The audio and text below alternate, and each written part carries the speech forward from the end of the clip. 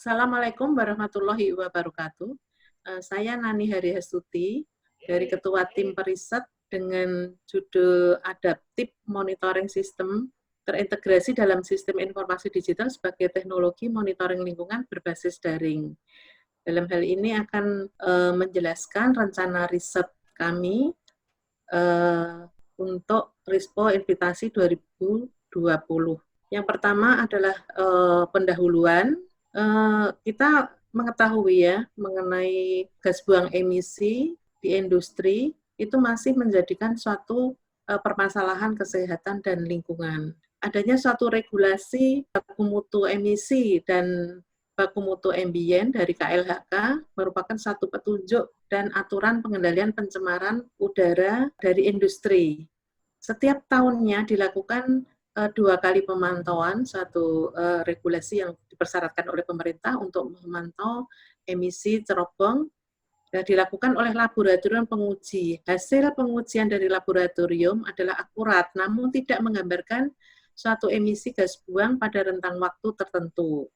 Nah, ini satu tantangan bagi tim untuk melihat ke depan bagaimana kualitas udara emisi bisa kita ketahui secara real time. Ini juga merupakan satu tantangan monitoring lingkungan di era new normal pasca pandemi COVID-19.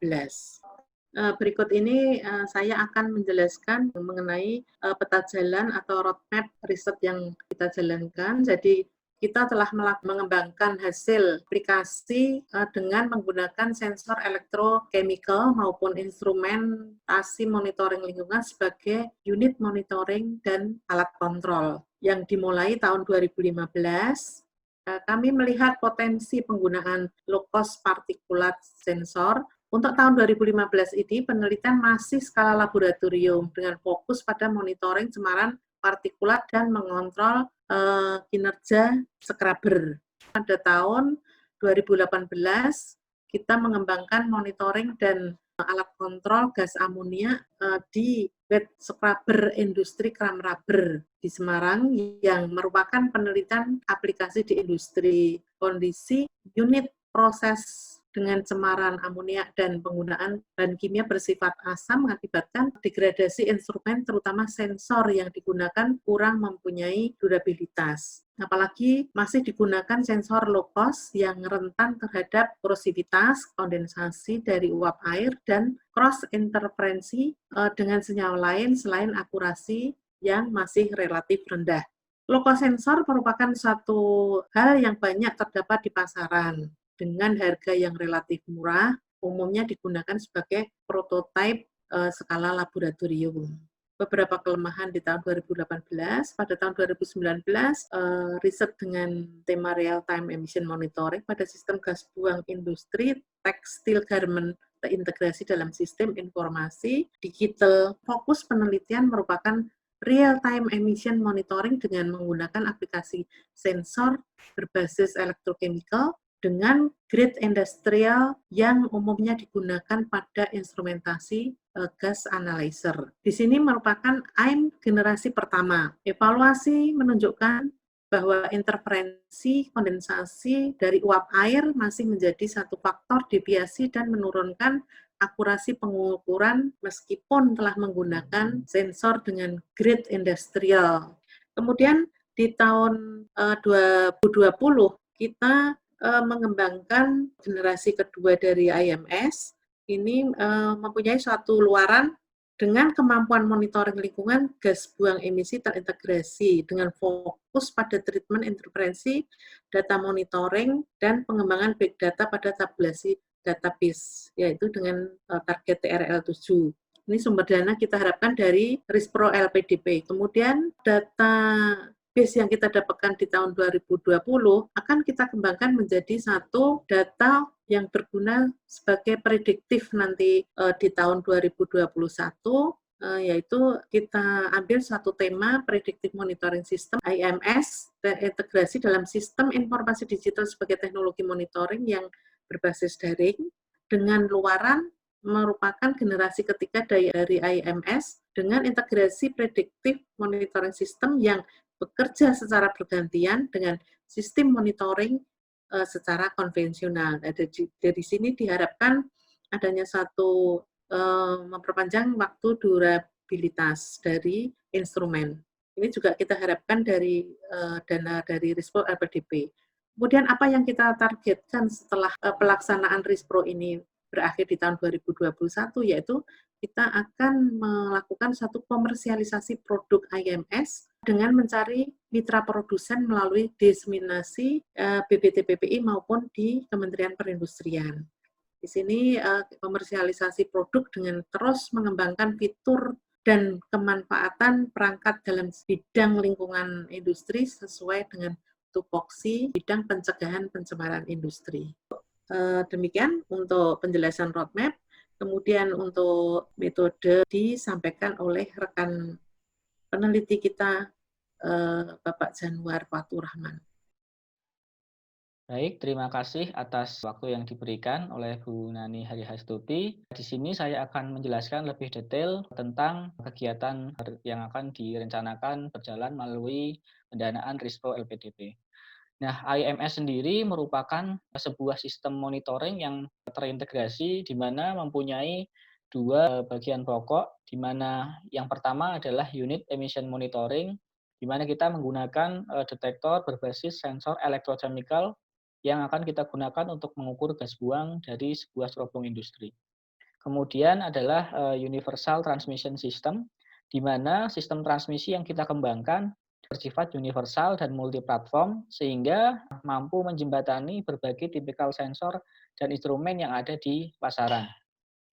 Konsepnya adalah industri dengan buangan emisi akan diukur cemaran emisinya dengan menggunakan instrumentasi berbasis IMS, kemudian data akan dikirimkan ke Universal Transmission System yang dikembangkan oleh BPT-PPI, kemudian data akan dilaporkan dalam sistem informasi digital atau SINDI yang dikembangkan juga oleh BPT-PPI, kemudian dari sini data akan ditransmisikan kepada stakeholder-stakeholder terkait, baik itu Kementerian Perindustrian, KLHK, kemudian pihak industri maupun pihak-pihak terkait lainnya seperti buyer maupun auditor lingkungan.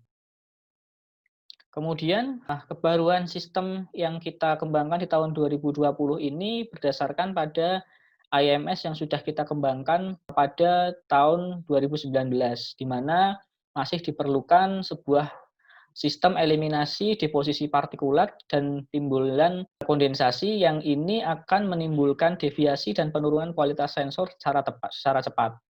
Secara umum, gas cleaning system yang kita kembangkan merupakan dapat dijelaskan sebagai berikut, di mana gas inlet dari cerobong akan mempunyai interferensi kondensasi dan deposisi partikulat. Ini akan kita panaskan menggunakan heater, kemudian timbulan kondensasi akan kita tangkap menggunakan water trap, dan partikulat akan kita filter menggunakan filter partikulat, kemudian gas emisi yang akan kita ukur baru menuju ke instrumentasi IMS. Kemudian di tahun 2020 kita juga akan membuat tabulasi data monitoring berbasis big data yang secara masif disiapkan sebagai evaluasi kualitas lingkungan maupun digunakan untuk persiapan pengembangan predictive emission monitoring system di tahun 2021. Nah, di tahun 2021 ini kita akan mengembangkan sebuah sistem pengembangan IMS dengan predictive emission monitoring system, sehingga IMS yang tadi menggunakan sensor elektrochemical diharapkan dengan kombinasi bekerja berdasarkan predictive emission monitoring system ini akan meningkat umur pakainya. Dan PEMS ini akan bekerja secara periodik bersama dengan IMS sebagai perangkat verifikator berdasarkan basis data monitoring lingkungan. Seperti yang kita lihat di gambar, pada sistem konvensional, IMS akan membaca tingkat emisi dari cerobong, kemudian akan mengirimkan ke sistem informasi digital dan mengirimkannya ke pihak-pihak terkait seperti industri, dan di sini PMS akan inaktif, jadi monitoring berjalan berbasis perangkat IMS. Kemudian kita bisa membuat model prediksi dan mengaktifkannya sehingga monitoring berjalan berbasis prediktif dan instrumentasi IMS tidak aktif atau bisa dimatikan, sehingga kerja yang periodik ini diharapkan dapat meningkatkan umur pakai dari perangkat IMS.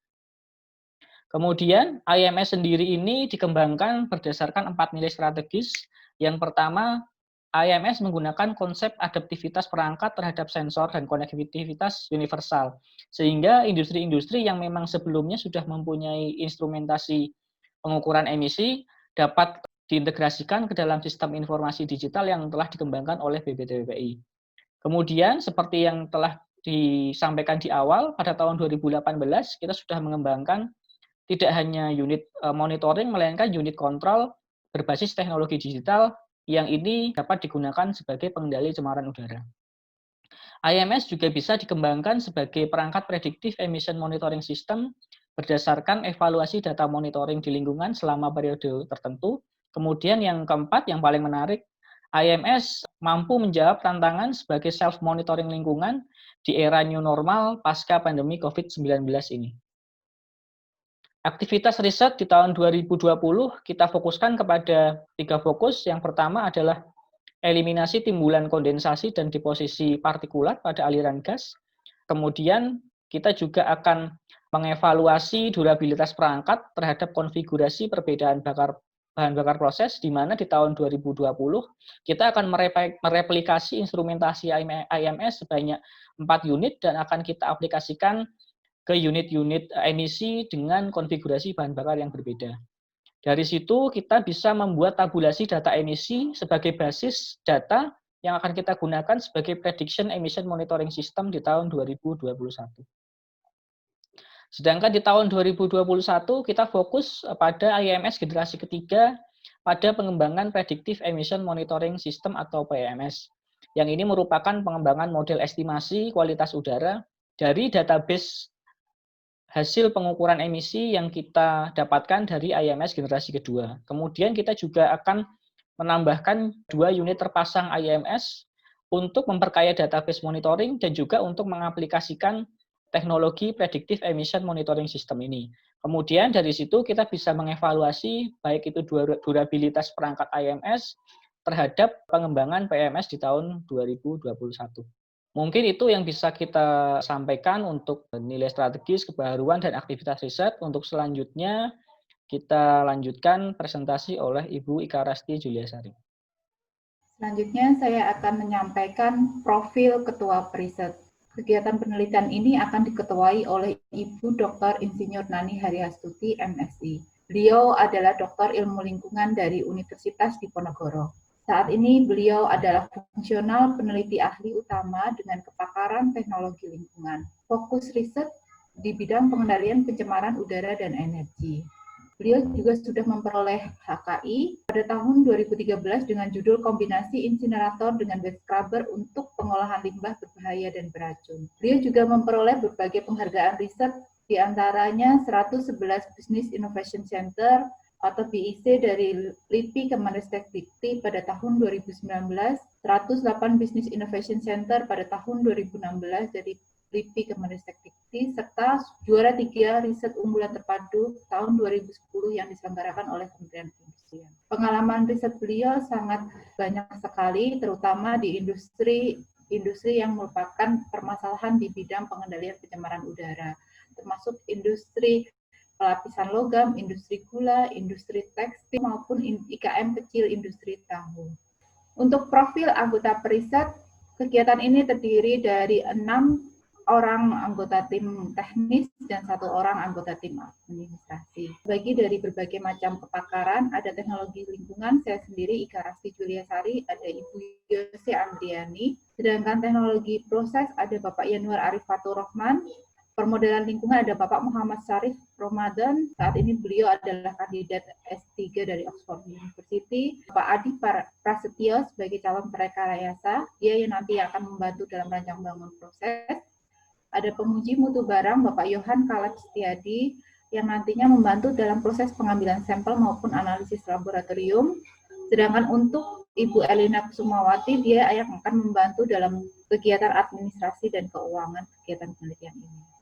Rencana anggaran biaya pada tahun 2020 dengan total anggaran Rp1.529.035.000 yang terdiri dari biaya langsung dan biaya tidak langsung. Untuk biaya langsung personil dialokasikan untuk honor tim peneliti dengan luaran yaitu BCHP, laku penelitian, dan laporan hasil penelitian. Sedangkan biaya langsung non-personil terbagi atas pengadaan bahan dan peralatan.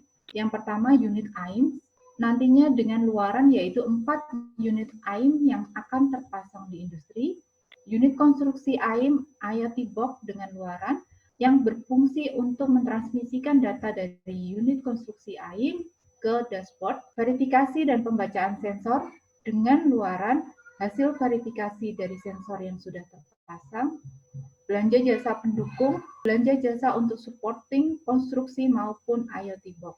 Sedangkan untuk perjalanan transportasi dan publikasi terdiri dari perjalanan pemasangan, uji coba, dan evaluasi, publikasi dan diseminasi dengan luaran, proceeding seminar internasional, dan sertifikat peserta maupun pemakalah pada seminar internasional. Sedangkan biaya tidak langsung terdiri dari evaluasi mandiri dari internal unit dengan luaran hasil review yang akan diselenggarakan secara periodik. Yang kedua, koordinasi dengan internal institusi dengan luaran hasil koordinasi beserta masukan dari institusi Kementerian Perindustrian. Rencana dan anggaran biaya pada tahun kedua tahun 2021 dengan total pembiayaan sebesar Rp1.920.660.000 yang terdiri dari 2 item, biaya langsung dan biaya tidak langsung. Biaya langsung personil untuk pembayaran honor tim periset dengan luaran BCHP, logbook penelitian, dan laporan hasil penelitian. Sedangkan biaya langsung non-personil terdiri dari pengadaan bahan dan peralatan, yaitu unit AIM. Nantinya kita akan tetap membuat unit AIM generasi ketiga sebanyak 2 buah, unit konstruksi AIM dengan luaran IoT Box yang akan mensupport mentransmisikan data dari unit AIM terpasang ke dashboard, sistem kalibrasi dan konstruksi PEMS, nantinya dengan luaran hasil kalibrasi serta software prediction emission monitoring system, serta belanja jasa pendukung dengan luaran jasa untuk mendukung pembuatan AIM, IoT Box maupun software PEMS. Perjalanan pemasangan, uji coba, dan evaluasi dengan luaran yang disertai dengan PEMS terpasang di 2 industri, publikasi dan diseminasi dengan luaran proceeding seminar internasional. Terima kasih, saya kembalikan ke Ketua Periset Ibu Nani Haryastuti.